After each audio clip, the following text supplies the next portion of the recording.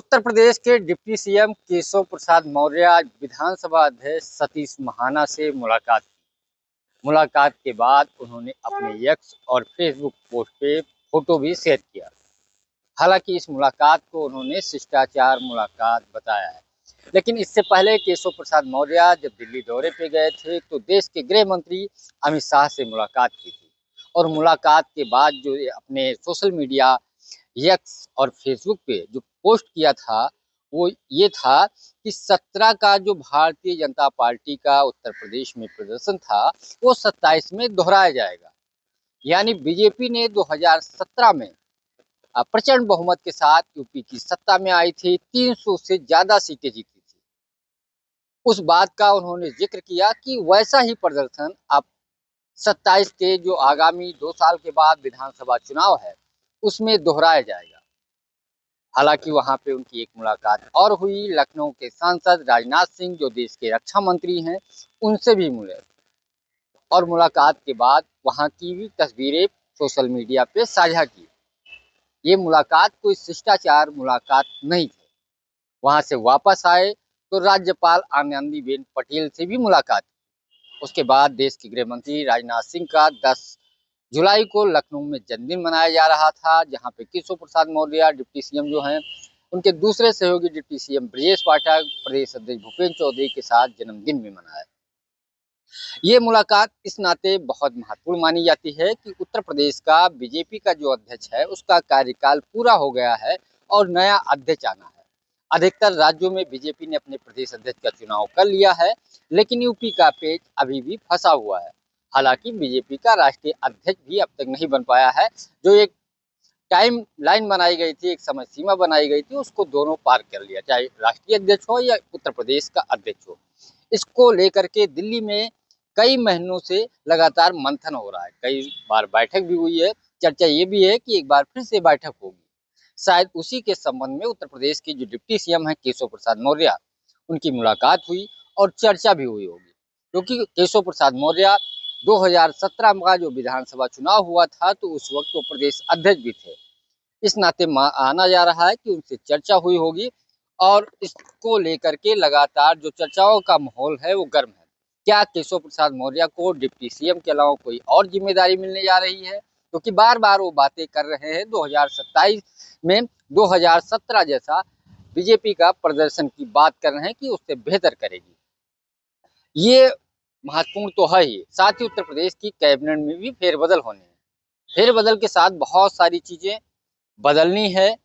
क्या बदलेगी ये समय बताएगा, जब चीजें बदलाव होगा। कहा जाता है भारतीय जनता पार्टी में जब तक चीजें हो नहीं जाती है, यानी जब तक कोई निर्णय नहीं ले लिया जाता है, तब तक उसके बारे में कयास लगाना गलत साबित होता है। लेकिन कयास केसों को लेकर के जो चल रहा है वो कुछ हद तक ये भी है कि चीजें बदल सकती हैं और केसों को महत्वपूर्ण जिम्मेदारी मिल सकती है। उसका कारण ये है कि 17 के विधानसभा चुनाव में बीजेपी प्रचंड बहुमत में आई। उत्तर प्रदेश में 2014 का जो लोकसभा चुनाव था तब लक्ष्मीकांत वाजपेयी प्रदेश अध्यक्ष थे, तो बीजेपी को सबसे ज्यादा लोकसभा की सीटें 14 के लोकसभा चुनाव में मिली।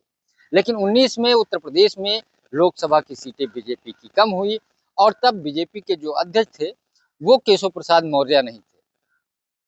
उत्तर प्रदेश के प्रदेश अध्यक्षों में बहुत सारे बदलाव किए। उसके बाद से महेंद्र नाथ पांडे बने, स्वतंत्र देव सिंह बने, भूपेंद्र चौधरी भी बने, कई सारे परिवर्तन किए। लेकिन बीजेपी का जो वोट था उत्तर प्रदेश में, वोट के साथ साथ जो सीटें थी वो घटती चली गई, चाहे विधानसभा की सीटें हों या फिर लोकसभा की सीटें हों।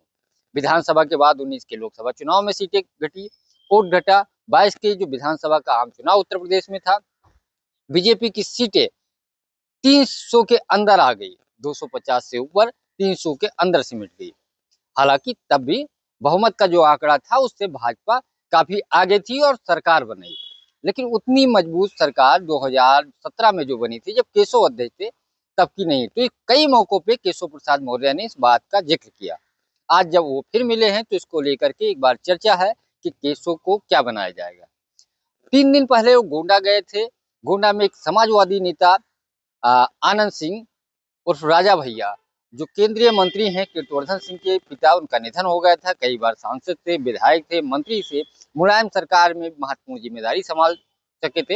हालांकि 14 के लोकसभा चुनाव के दौरान अखिलेश यादव ने अपने कैबिनेट से जो केंद्रीय मंत्री हैं कीर्तिवर्धन सिंह राजा भैया के पिता आनंद सिंह को बर्खास्त कर दिया था।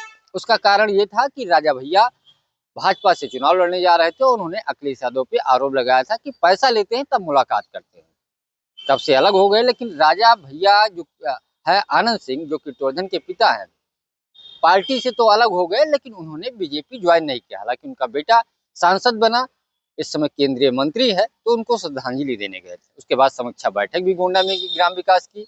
फिर मीडिया से बातचीत में उन्होंने कहा कि कार्यकर्ता और जो संगठन के लोग हैं वो कह रहे हैं कि 27 का में जो प्रदर्शन बीजेपी का होगा वो 17 जैसा होगा। वहां फिर उस बात का जिक्र किया कि जो अपने कार्यकाल की बात करते हुए कि 17 में वो प्रदेश अध्यक्ष थे और बीजेपी बेहतर प्रदर्शन किया, 27 का दोहराने की बात की।